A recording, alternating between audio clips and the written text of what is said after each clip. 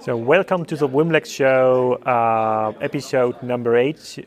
Today with our guest Bart from the debt agencies, one of the founder of the most successful and fastest expanding agency groups in Europe, based in the Netherlands. They bought Factor A, Super Real, and other companies in Germany. They have acquired a lot of companies in UK and Switzerland and other countries. And he's telling about the tricks and the success factors of building a big agency group and the ability to create a joint culture. So enjoy. Bart, welcome to episode number 8 at the WimLex show, today from Amsterdam.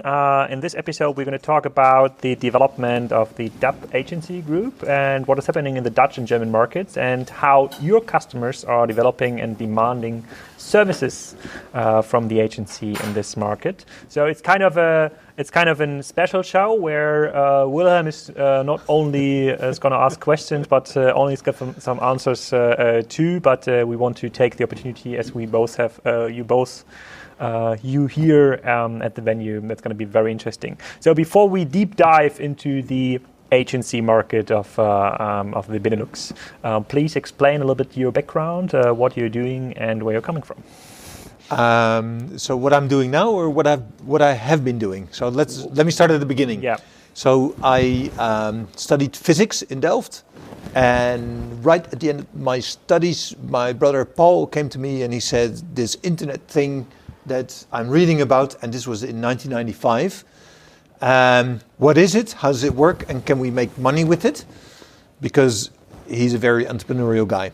And I'm... so it's like Bitcoin today. It's Same a little bit questions. like Bitcoin or AI or what have you. So so this new thing coming up. Can we make money? And I, studying at the university in Delft, I was using lots of internet technology already for 1 or 2 years on mainframes and Unix workstations. So I said, yeah, it's really easy. And I showed him, and then he said, okay, let's make a business together. So we took off with the two of us, where he was the entrepreneurial and the sales guy, and I was the guy developing the stuff. So that was my first sort of 10 years at TamTam, our agency that we built. I'm a sort of a self-studied developer, self-educated, I should say. And after that, I moved on to more generic technical advice and technical sales role within the agency. And obviously now it has evolved into depth, which we'll probably go into a little bit more. Yeah, can you give us some rough numbers? So how many people are working now at Debt? How many companies are included in the network? So at this moment, we have about 1,000 people. We are represented in about 10 countries. I think, if I'm exact, it's a collection now of 16 agencies. But those are not discernible anymore, all of them, because we integrated many of them into one debt. In the German market, this still has to be done, where we also will continue as one debt. So actually the number of agencies is decreasing, while we keep on adding new agencies to the group. Because we have a lot of German listeners, so what kind of agencies, or what is the name of the agencies that are part of the debt network there? Right now we started off with Be Excellent, which is a Salesforce demandware specialist. Then we had Trust Agents from Berlin, an SEO and search engine marketing agency. Then we had Super Real in Hamburg, digital commerce specialist and creative agency. We added Factor A, or Factor A, I should say in English, the Amazon marketing specialist.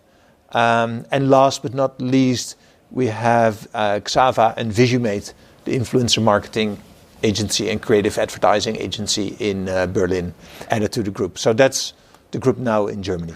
And when did you decide to grow with an M&A strategy instead of, like most agencies are now in a stage somewhere even they are like smaller with like less than 50 people. Some are getting stuck with like 50 to 100 people focused on, I don't know, performance marketing or e-commerce development or more like creative stuff. And very, very few agencies are able to create a network like you're creating right now. What was like the kickoff of doing this? So the kickoff, so there's a little bit of a story there. I think it's worth explaining. We, in the period from, let's say, about 2010 to 2014, we had a very strong management team, and we focused on building and growing our TamTam Dutch agency in that phase, make it profitable, make it grow, make it a top 3 agency of the Netherlands. Basically, that was our goal. And we could honestly say that around 2013, 14, we sort of reached that goal where we said, okay, we are a top 3 agency in the Netherlands, and we do have a healthy growth and healthy margins, and we run a healthy business. I think we were about 130 employees big. We serviced some very nice brands in the Netherlands and some international as well, but not that many. And then came the phase that also, so Paul and me were founders, and we assembled a management team around us. And this management team were also going like, okay, guys, what's going to be our next step? What's going to be our next adventure? Because we've done this adventure now for a couple of years, and we want to continue on a new journey. We don't want to get stuck here on this level and do the same for another 5 or 10 years. We want to do something bigger. So at that point we said, okay, the next adventure is probably fun and cool if it's going to be an international adventure, because that's something we've never done before. So heck, why not? It's hard, but it's achievable. So that was an internal motivation. Then I think there's another motivation as well, is that we saw the market develop where there was a big opportunity for having a true multidisciplinary agency. And let me explain that a little bit. At that point, we called ourselves a full-service internet agency. But if you in 2014. In 2014, before we took off. And if you're really honest, we were not full service because we were doing only, and I say only, the concept, development, design of basically websites, portals, commerce shops, apps and services that sort of owned properties, the owned platforms of our clients. What we were not doing was, for instance, digital marketing or brand and advertising or true integrated omni-channel commerce solutions. So we were lacking out on many of the sort of developing digital disciplines, and we saw, because of the digital transformation, that our more serious clients were making larger demands for being able to deliver a more integrated approach. And we wanted to move into that market. So that was an external motivation to really shift gears, so to speak. So as a very lucky circumstance, we were approached by a private equity company in January 2015 who were looking for a platform agency to help perform a buy and build strategy. And at the same time, we were having this, internal and external motivation to take a step to the next level. We saw it as a golden opportunity. We took them on board. We learned from them the game for doing acquisitions and integrations. And on the other hand, we developed our own sort of story, proposition, service developments on which sort of services or what sort of markets, what sort of clients would make sense to combine. And that has evolved now into what we now call Depth. And I think we can now say we have a truly integrated digital agency that covers all the aspects of the digital customer journey, from brand and advertising to 360 commerce. It's all underpinned by data, machine learning for optimizations, and we cover the whole range. And that's truly our goal. The motivation, I remember the sales of Sinna Schrader to the Accenture Group. I think it was last year, 2 years ago. I'm not sure. And Matthias Schrader, which is also a very popular figure in the Hamburg e-commerce network, told that even if they had like 500 people back then, that wasn't by far big enough for the demands of the very, very big clients, which just hire for one project like 500 people, and they needed to decide: do they want to stay with like the mid-size project, which is like for like a smaller agency, like still like a multi-million contract, or do they really want to go with the Daimler, Mercedes-Benz brands, Bayersdorf brands, or Heineken brands, and do like the very, very big jobs? Can you describe a little bit like the development of the demand for digital services in the Dutch market? Is it similar here, or is it a very German problem? So let's obviously we understand that elephants dance with elephants, right? If there's a client who wants to staff 1,000-person team, that's not for us. Funny enough, some of the sort of big corporates that you mentioned in the German market might also be our clients that we work for. Then sometimes we don't do the entire digital strategy of the whole organization, but it's more either a department or just a part of it. But that's also workable for us. So that's, I think, for one, you're never going to be the biggest. I don't think it's an ambition of us to be the biggest. It's an ambition to be the best and the most innovative digital agency. We're not about adding volume. We're about adding value and margin.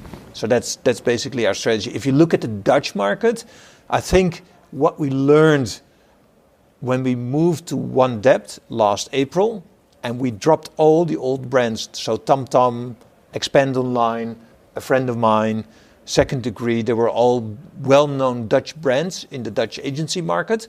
We dropped them all in favor of One Debt, and all of a sudden, we got new demands from a new category of clients with bigger assignments, and we can now say we're truly working for the biggest Dutch organizations, but we have to be realistic.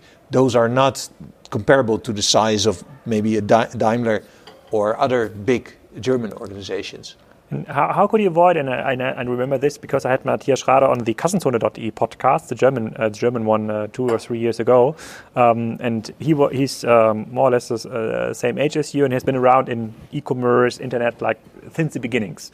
And how was it possible for you to avoid like the taste of instead of doing digital services, but doing like an e-commerce business yourself? Because you have been around when those e-commerce businesses really started to emerge and really got big, and then it's like you have all the developers, you have the e-commerce skills, you're basically running maybe the e-commerce business for some of your clients, but you're not profiting on the other side, on the other hand, and it's like, and you're an entrepreneur as you've proven with your career path. So how was this possible, not being involved in product projects? That's a good question. We know our limitations as entrepreneurs, and seriously, we've always, and I may refer to Willem sitting next to me. When we walked into Willem's office a couple of years ago, there was a line on the wall that struck with me forever. And I think the regular listeners of the past podcast might know the line, probably. It's hocus pocus, keep the focus.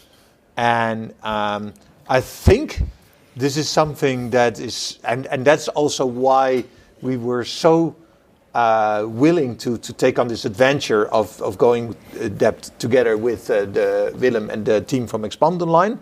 Because this is so much also our culture. We know we've seen all these opportunities to build product or to build business or to build whatever. We know we want to build an agency, and we better do one thing right than two things half. So it might have been possible to do something, but I just know I'm an agency guy. I love doing what I do. I love working for clients. I love helping them develop their digital channels and their digital business.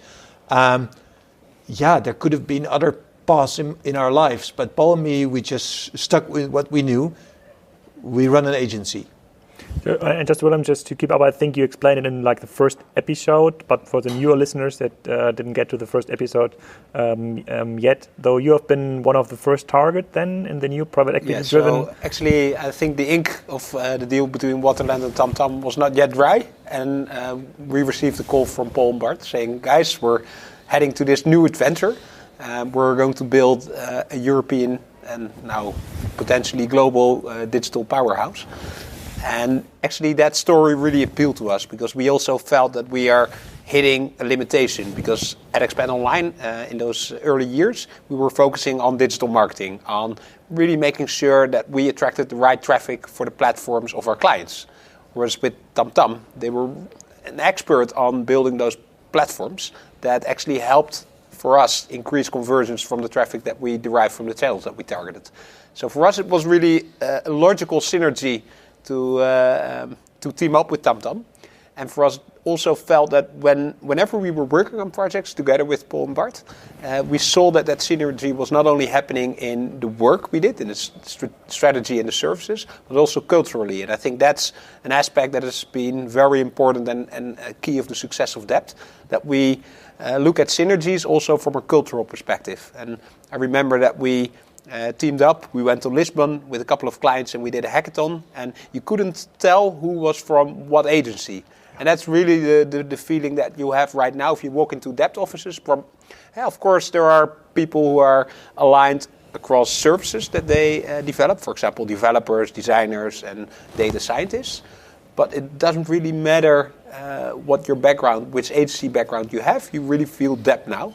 And that's also something we look for in the buy and build. So if we talk to agencies abroad, we really want to sense that they feel this eagerness to grow, this ambition, but also like diversity and openness to the differences that we have within them. But that's an interesting point to discuss, because we've seen 1, 2, maybe 3 artificially created agency groups in the German market. I think one of the first private equity driven was the UDG. And from what we've learned, what we've seen, it was really, really hard for them, and still maybe is, and for other groups too, to create such a joint culture and vision, because it's usually the case the agency founders sold their shares, get some because capital is free in these times, got their money out of business, and then most smaller agencies are usually like founder driven. Though he's a project manager, he's like the salesperson, he's like the key accountant, so he's like everything up to like maybe even like 100 employees, and this did not happen so far in your case, which is a very interesting one, and it's very unique from what I've seen so far. And I'm following, of course, the Factor A story a little bit. So, what is your take on this, or what is the trick? You want me to answer that? Yeah. So, of course, we know all that stories, and we know doing successful integration and building one successful culture and one successful business is hard. It's not easy. And we spend literally countless of hours of time on making sure all these little things about how people can find each other, connect to each other, work with each other, communicate. There's just a lot of work to be done there. I think part of the success factor has to do with, I think what Willem mentioned, the pre-selection of the agencies that we want to have to join our group anyway. And basically, and one little secret is we typically like the agencies that are not for sale, because it's an indication that the founders, owners are not done yet. They're not exiting. They're not, thinking about cashing in and doing something else. We like the agencies where everyone is still energetic, entrepreneurial, growing, healthy, and has a decent horizon for taking a next step and taking on this adventure. That's the people we're looking for.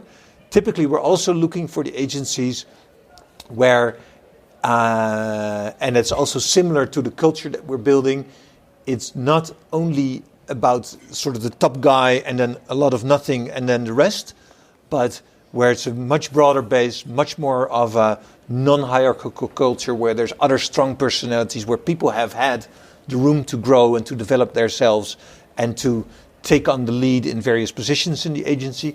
So there's a broad base. So in the case where a founder would leave, and obviously some founders will leave in the course of these years that we do, there will be new people standing up and taking the lead over that respective team. We cannot guarantee that this will be successful forever, but I think as for now, we're about 3.5 years underway. So far, it's been successful. We see the culture, the vibe, the atmosphere is really positive, is really strong. I think we all have the sense that we're building something exciting together, which none of us could have done alone and by ourselves. And I think that's the strong point.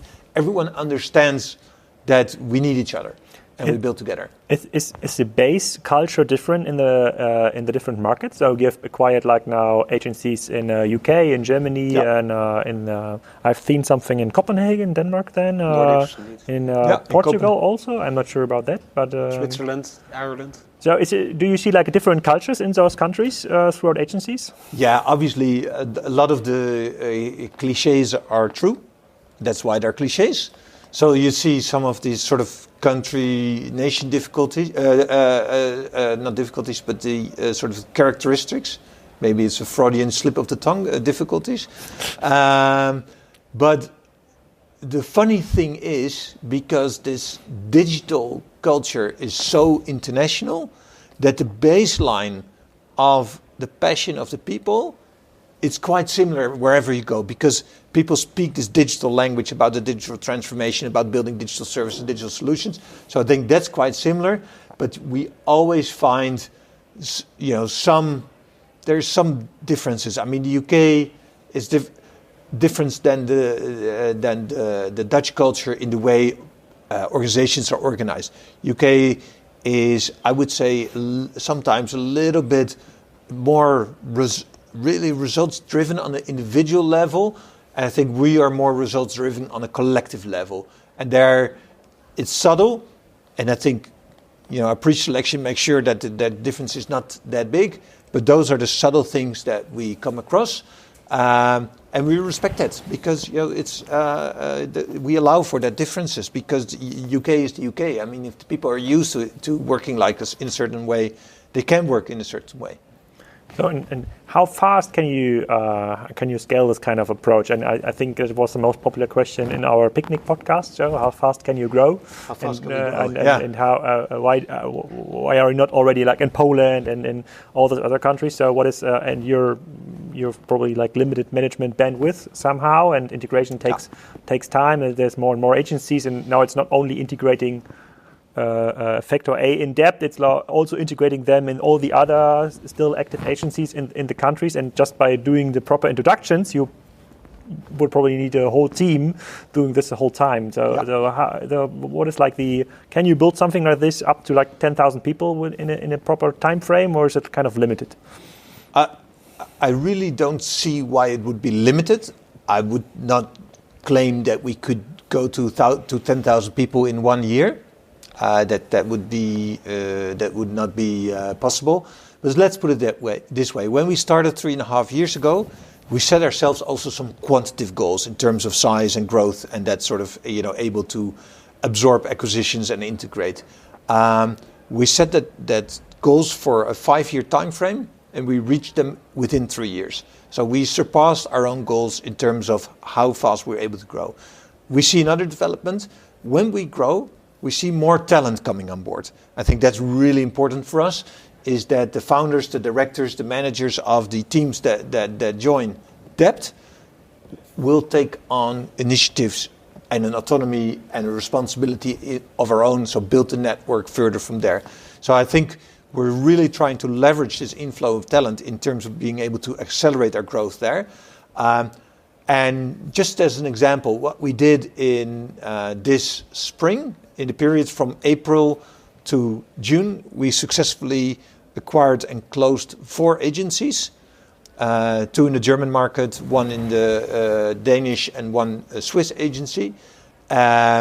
And we already executed on all the 100-day implementation or integration plans that we run with that. And what we see is we've built up this machine, so we learn how to do it, and we reevaluate after each integration how to shape the integration process for the next time.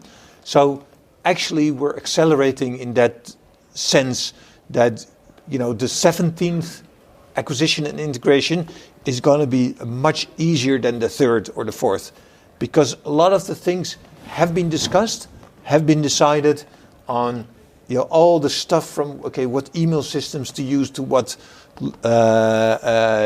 ERP systems or logistics systems to use, how to go on with media spend, how to do the bookkeeping on that, all that sort of things we are sort of having been put in place. It's not set in stone, but it's something that's workable. If a new agency comes on board and we need to adapt, we adapt. But we sort of, we developed the blueprints for the organizations while building it itself. So I think it will, I don't see a reason why we should slow down. And I really don't. Adding to that as well, I think from M&A perspective, there's a lot of room to grow thanks to these blueprints that Bart described. From a build perspective, I see a lot of room for growth as well. Take the example of Factor A, well known to you as well, Alexander. With Factor A, they were obviously growing rapidly already. Started 2 years ago and already with more than 100 people after 2 years, so a great accomplishment.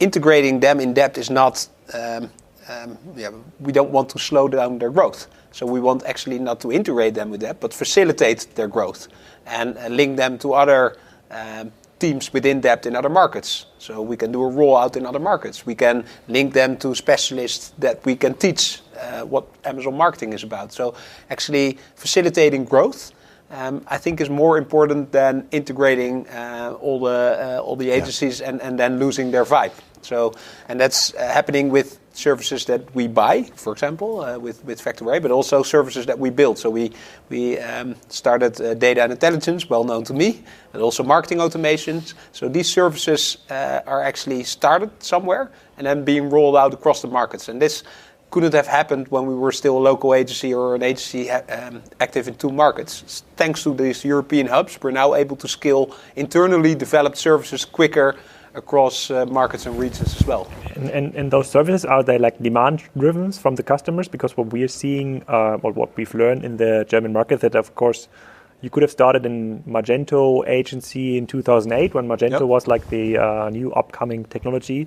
But today the agencies that didn't manage to grow over like 50, 100 people into other areas do have like a very big problem because nobody's doing a big Magento project anymore. They're moving on to other technologies or in-housing stuff. So same actually with digital services. So SEO, SEA management was a big thing. It became much more complex over the years. The very big customers in-housed everything, and it became a competitive advantage. That's something we're going to discuss with Norman in a couple of hours here in our shows.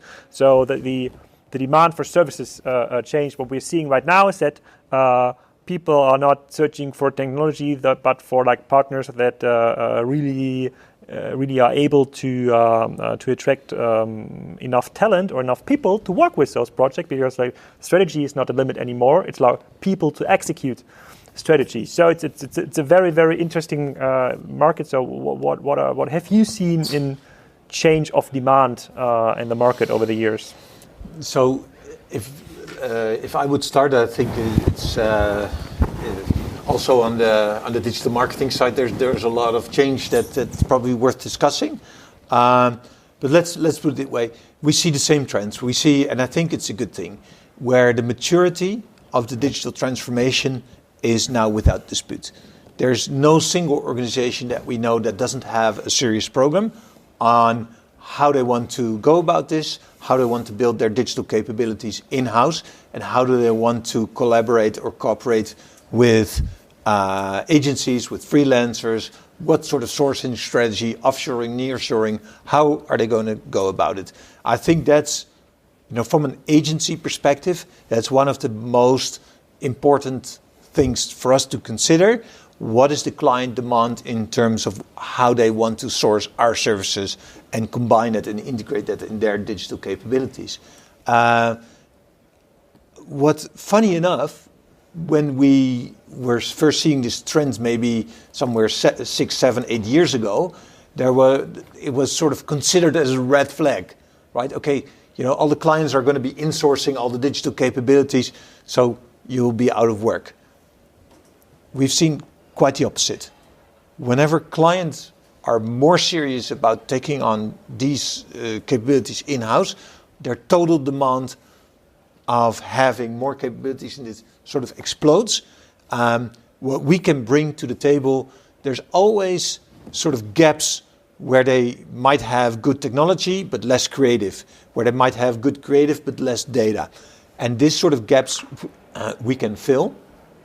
The other thing we can bring to the table as an agency is the strategy, the customer journey focus, the concepts that are winning, that are changing, and that we can translate from one industry to the other. But is this like kind of something you can last on long term? Because what happens with this kind of big transformation is that people, of course, do have like a peak demand and they need more and more agency support, and they need to in-house more. And that's why we started Sparker, because there's more and more companies say, okay, we never wanted to, but now we have to compete on a technical level. So we have to become like a software company, and that a lot of podcast guests we are having here, like Julian, like 1 hour ago, told, of course they invented like sleep robots, but they need to become a software company. Same with Willem Costello from Delft University, invented those smart windows, but essentially they need to become like a software company selling data through those windows to a platform. So that's what we are profiting from, though the Amazon effect, Tesla effect, Facebook effect, whatever you want to call it. People need to in-house, have much more complex solutions, want to build up teams, are not able to find those teams fast enough and hire agencies instead, because you're probably rather able to attract talent. But is this kind of a long-term development you can last on, or are you developing into kind of a co-founder company building setup over the long run, as even bigger companies like a Philips or Heineken are moving into digital companies? Before, when you started TomTom, digital was only kind of a channel, a marketing channel, a part of the business, but not the business itself. No. And now it's becoming the business itself, which changes your role a lot. Yeah, and I think one of the reasons that we started Dept and we started building Dept was to make sure that we adapt to this changing demand. Because I think in the old position where TomTom was 10 years ago, we wouldn't be able to keep up with this sort of value demand that these sort of clients would have from us. But no, I don't see it as a peak demand. I see it as I do completely agree with you that, digital is the business. So, where's the word digital? What does it mean, right? I mean, I think we'll drop the word in a couple of years where it will be all about business. And that's also where we're moving. And I think, there's always going to be movements in the market where there's new, where there's the incumbents, where there's the challengers, and everyone will be building new services, new propositions, new markets, new teams. And I have no doubt in my mind that there will always be a demand to supplement the internal capabilities with a specific, sort of agency skills. And those agency skills might be different from, let's say, building a website, which it was maybe 15 years ago. And it might be more like, okay, implement machine learning into this process where I can have better predictions of my supply and demand, whatever that may be. So it will shift, but I think we'll always have a place where sort of the customer meets the brand and how that is experienced, and that's where we want to be as an agency. How do you see the Dutch market compared to the German market with like agencies like Super Royal or still focused markets of Factor A in terms of agency demand? Are there the bigger companies here or your bigger clients are setting up offices in Amsterdam, Rotterdam to attract talent, or are they still able to attract talent, I don't know, in Groningen, for example, and they're going to start building up their digital business, whatever it is, over there? Well, I think we see a big pull towards the creative hubs. So being in Amsterdam or Rotterdam is definitely an advantage. Funny enough, one of our largest corporate clients is a huge German chemical distribution company, which has headquartered their digital team in Amsterdam, specifically because of this reason to be close to the creative and the digital talent.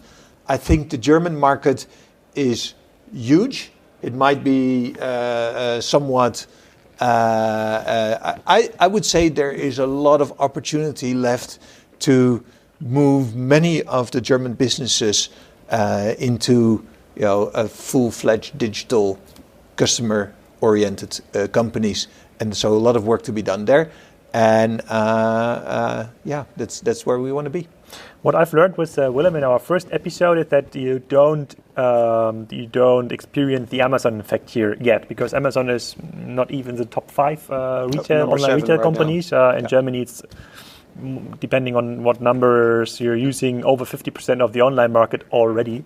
Do you expect such an effect here in the market? Yeah, of course. I mean, if it's not Amazon, it will be other digital or online retailers, not with the power and the effect of Amazon, but I think the platforms like bol.com and Coolblue are also having a dramatic effect on retail in the Netherlands. So it's not similar in terms of scale and impact of what you see with Amazon in Germany, but obviously this effect is here as well. If Amazon will start to take the Netherlands seriously, that will change as well. I don't know if our market is large enough and interesting enough for Amazon to go full blown into our market, because we're relatively small, I would say. Yeah, Switzerland is having the same discussion right Denmark, now. They're all having the same discussions. They are all hoping that it will be saved from Amazon. So maybe one last question, but you have to leave for your lecture. You've seen now so many technical development in the last 20 years and trends in digital agency landscape. What was your biggest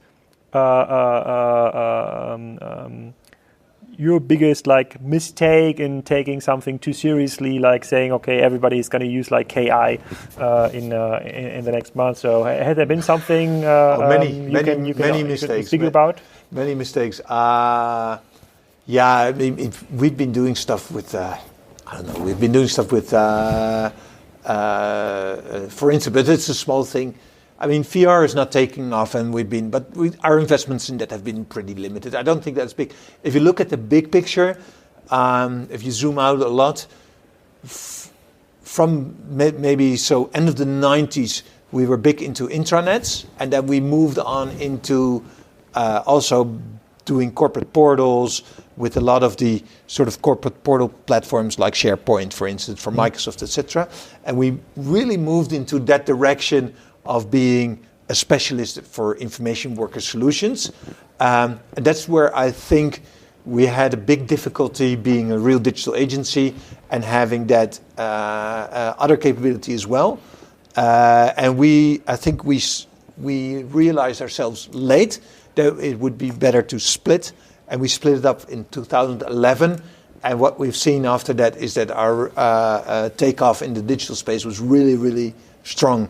So we should have done that way earlier. Okay, and the recent trends in terms of augmented reality and artificial intelligence, is that something that where you see real demand from customers? Yeah, I think VR is early, AR is early, so no real demand there for now. I mean, it's nice for campaigns and activations and on point of sale sort of event spaces. So you can do lots of those sort of and create the content around it. But in terms of integrating into a real business process, I think it's relatively early. AI is serious business. And then to put it down very simple, machine learning to make better predictions based on data. It's as simple as that. You can put it in many processes. You can put it in marketing and AdWords, but you can put it into, demand forecasting or whatever you can use it for. And we use it in a lot of spaces. So that is really taking off very quickly, very seriously. There's nothing ingenious about it. It's no magic. It's simple, based on data, make better predictions. Cool. Thanks a lot for your time here in the podcast. All about digital. Our next guest in our episode number 9 will be the founder of Meatable. They don't do digital at all. They try to produce meat from cells of cows.